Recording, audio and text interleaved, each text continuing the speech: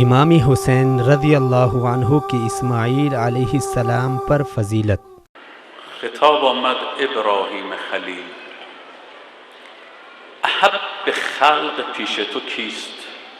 محبوب ترین بندگان پیش تو کیست؟ گفت حبیبت رسول الله. گفت فرزند خودت اسماعیل پیش تو عزیزتر است یا فرزند او حسین؟ گفت فرزند او حسین. گفت اگه اسماعیل تو قربان می کردی بیشتر جگرت می سوخت، یا حسین او را مظلومانه بکشند بیشتر دلت می سوزد. گفت خدایا اگر حسین رو بکشند بیشتر دلم می سوزد.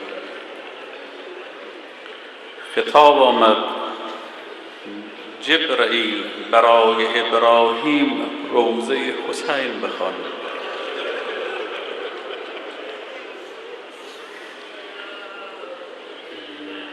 جبرائیل شد روضه خوان. چه مسند بزرگی است روضه خانه سید الشهدا علیه السلام. ابراهیم و اسماعیل شدن مستمع. چه روضه‌ای رو خون؟ امام رضا علیه السلام می‌فرمایند که از آتش حسین برای ابراهیم خلیل، وقتی گریه کرد ابراهیم بر مصائب سید الشهدا علیه السلام، امام رضا علیه السلام فرماد خطاب آمد و فدیناه بذبح عظیم.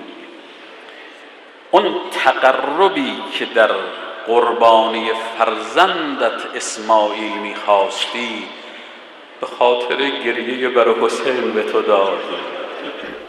محترم ناظرین، رافضی ذاکر آیات قرآنی کی اس طرح تفسیر کرتے ہیں جیسے ان کا دل چاہتا ہے۔ آیات قرآنی کا من پسند معنی کر کے ان کو اپنے اماموں کے ساتھ جوڑ دیتے ہیں۔ شیعہ سنی مفسرین اس بات پر متفق ہیں کہ ذبح عظیم سے مراد وہ دمبا ہے جو جنت سے لایا گیا اور اسماعیل علیہ السلام کی جگہ ذبح کیا گیا۔ حوالہ ملاحظہ فرمائیں سنی علماء کی تفاسیر میں سے تفسیر قرطبی جلد نمبر 15 صفحہ نمبر 107، تفسیر ابن کثیر جلد نمبر 7 صفحہ نمبر 29۔ شیعہ علماء کی تفاسیر میں سے البیان فی تفسیر القرآن شیخ توسی جلد نمبر 8 صفحہ نمبر 505، تفسیر المیزان علامہ طباطبائی جلد نمبر 17 صفحہ نمبر 77۔ لیکن یہ رافضی کہتا ہے کہ ذبح عظیم سے مراد حسین ہیں اور لوگوں کو اپنی روضہ خوانی کی طرف راغب کرنے کے لیے جبرائیل علیہ السلام کو حسین کا روضہ خواں قرار دیتا ہے، حالانکہ اس وقت نہ تو حسین پیدا ہوئے تھے اور نہ ہی ان کی شہادت ہوئی تھی۔ یہ ان روافض کا متعصبانہ عقیدہ ہے جو حضرت حسین رضی اللہ عنہ کی فضیلت میں کسی بھی حد تک جا سکتے ہیں۔ کون منکر ہے حضرت حسین رضی اللہ عنہ کی فضیلت کا؟ لیکن یہ تو کوئی انصاف نہیں کہ حضرت اسماعیل علیہ السلام جو کہ خود پیغمبر ہیں اور جد الانبیاء حضرت ابراہیم علیہ السلام کے صاحبزادے بھی ہیں اور امام الانبیاء حضرت محمد صلی اللہ علیہ وسلم بھی ان کی اولاد میں سے ہیں، ان پر حضرت حسین بن علی رضی اللہ عنہما کو فضیلت دینا جو نواسے رسول صلی اللہ علیہ وسلم اور اللہ کے ایک نیک بندے ہیں، یہ کتنا بڑا ظلم اور غلو ہے۔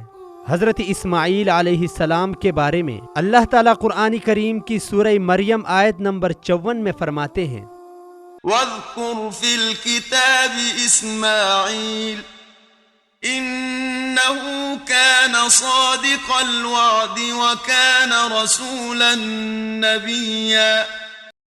اس کتاب میں اسماعیل کا واقعہ بھی بیان کر، وہ بڑا ہی وعدے کا سچا تھا اور تھا بھی رسول اور نبی۔ لیکن ناظرین، بڑے افسوس کے ساتھ کہنا پڑتا ہے کہ سینکڑوں لوگ کان لگا کر بڑی ہی توجہ کے ساتھ ان ذاکروں شیعہ علماء کی خرافات بھری باتیں سنتے ہیں اور اپنا عقل و شعور ان کے حوالے کرتے ہیں۔ کاش یہ لوگ اپنی سادگی سے نکل کر قرآن و حدیث کو صحیح طرح سے سمجھتے تو کبھی بھی ان ذاکروں کی فضول باتوں کو سننے کے لیے تیار نہ ہوتے اور نہ ہی ان کے بازار اتنے جوش و خروش سے چلتے۔ قیل ادخل الجنة قال یا لیت قومی یعلمون۔ کاش میری قوم کو بھی علم ہوتا۔